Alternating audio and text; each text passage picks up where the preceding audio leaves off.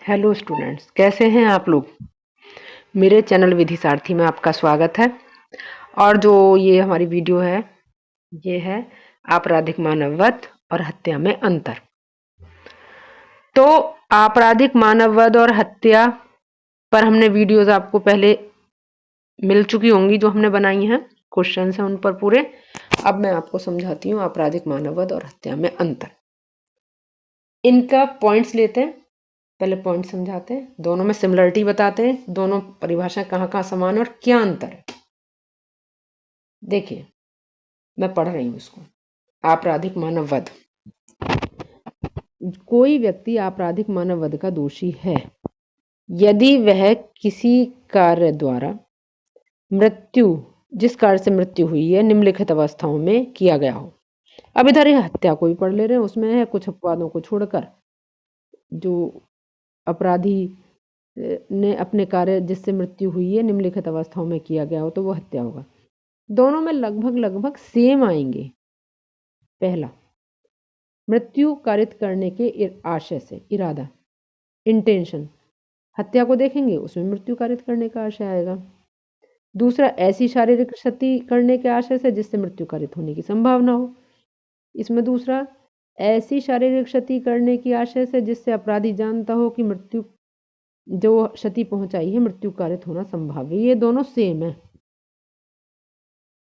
तीसरा, इसमें आपराधिक मानववध में इस बात का ज्ञान कि कार्य से मृत्यु कारित होने की संभावना है।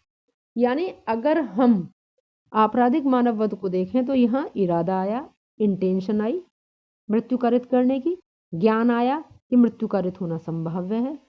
इसमें संभावना ही संभावना है आपराधिक मानववध में, कि मृत्यु कारित हो भी सकती है और बच भी सकता है। परंतु जो हत्या का थर्ड और फोर्थ है कि ऐसी शारीरिक क्षति पहुंचाने के आशय से जो प्रकृति के मामूली अनुक्रम में मृत्यु कारित करने के लिए पर्याप्त हो, और फोर्थ कि कार्य इतना आसन संकटपूर्ण है कि मृत्यु कारित कर ही देगा, निश्चित संभव।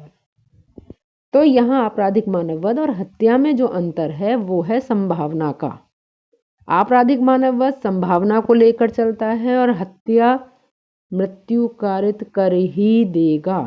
अब मैं से एग्जाम्पल से समझाती हूँ आपको।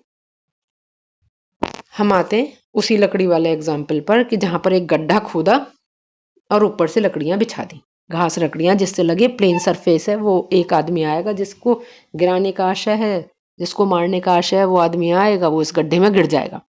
गड्ढे में गिर जाएगा, मर भी सकता है, नहीं भी मर सकता है, संभाव्य है मृत्यु कारित होना। यह है आपराधिक मानववध। अगर उसी गड्ढे में सांप छोड़ दिए जाएं जहरीले, अब वो गिरेगा तो मरेगा ही मरेगा। कार्य प्रकृति के मामूली अनुक्रम में मृत्यु कारित करने के लिए पर्याप्त है, पूरी संभावना है कि वो मरेगा ही मरेगा। ये है हत्या। समझ गए। अगर गड्ढा है आपराधिक मानववध, गड्ढे में सांप है हत्या। इसी तरह से अब हम झाड़ी वाले एग्जाम्पल पर आते हैं। झाड़ी वाले एग्जाम्पल में क्या है कि ए को पता है बी झाड़ी के पीछे है, सी को नहीं पता। वो सी से कहता है ए कि इसमें गोली चला झाड़ी में, देख इसमें ना पीछे मुर्गा होगा, या चलो बी बैठा सही। ए ने देखा बी झाड़ी के पीछे है और वो बी को मारने के आशय से गोली चलाता है। अब उस झाड़ी के पीछे कहां है नहीं मालूम है। जब गोली चलेगी तो संभावना वो गोली उसको लग भी सकती है, वो मर भी सकता है और वो नहीं भी मरे। परंतु अगर बी को ये पता है कि वो इसी पर्टिकुलर जगह पे बैठा हुआ है, उसने देख लिया कि कहां बैठा है झाड़ी में, और वो सीधा वहीं गोली चलाता है उस पर और वो मर जाता है, ये हत्या है। तो आपराधिक मानववध और हत्या में जो अंतर है, इसके ऊपर के दो जो पार्ट हैं दोनों के सिमिलर हैं। जहां मृत्यु कारित करने का आशय, संभाव्य मृत्यु कारित हो जाए, ये सेम है सारे।